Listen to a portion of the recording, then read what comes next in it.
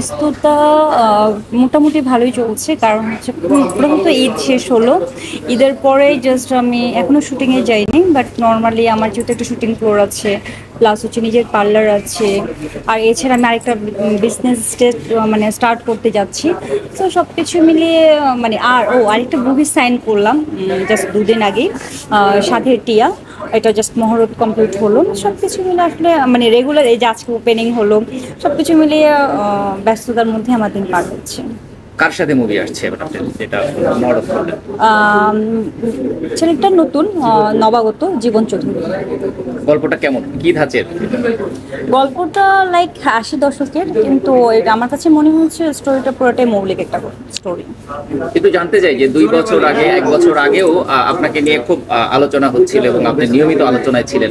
হঠাৎ করে আপনি একটু আলোচনায় পড়ে গেলেন, এর কারণটা কি?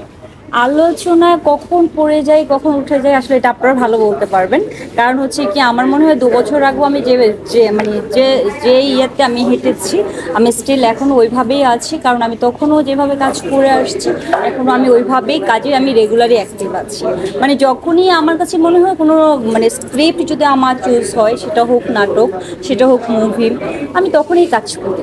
সো আমার মনে হয় না আমি আমার দিক থেকে আমি এক পাও পিছনে যাই। কোনটাতে ফোকাস বেশি করছেন? ফোকাস আমি তো এখন নাটক করছি, আর মুভিটাকে আসলে অনেক বেশি ভালোবাসি, সেটা আপনারাও জানেন। যেহেতু এখন আমার মানে একটা নাম নিঝুম রবিনা, মানে ফিল্ম হিরোইন, ফিল্ম অ্যাক্ট্রেস, চিত্রনায়িকা।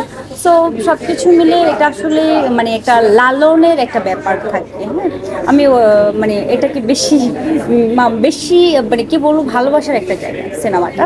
আর নাটক করছি, সব কিছু মিলে হয় কি, সর্বোপরি নিজেকে প্রেজেন্ট রাখার জন্য আমার মনে হয় মানে আমাকে অভিনয়টা দিয়ে নিজেকে বাঁচিয়ে রাখতে হবে। শাকিব খানের সাথেও সিনেমা হবে এরকম আলোচনা চলছিল একটা সময়। সেই নিঝুম রুবিনা এখন নাটক করছে, তো এটা একটু কেমন লাগছে না আপনার কাছে, কি মনে হয়?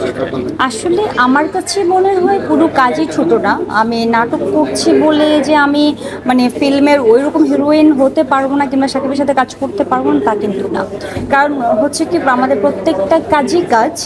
যদি আমি ওইটার মানে ভালো গল্প, ভালো ডিরেক্টর, ভালো প্ল্যাটফর্মে যদি আমার এটা রিলিজ হয়।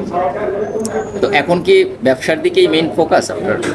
আসলে বিজনেস তো বিজনেসের জায়গায়, কারণ হয় কি মানে প্রত্যেকটা মানুষেরই একটা করে খুঁটি লাগে। শুধু যে আমি আমার অভিনয় নিয়ে থাকবো তা কিন্তু না, আমার অভিনয়ের পাশাপাশি আমার মনে হয় আমার কিছু থাকা দরকার।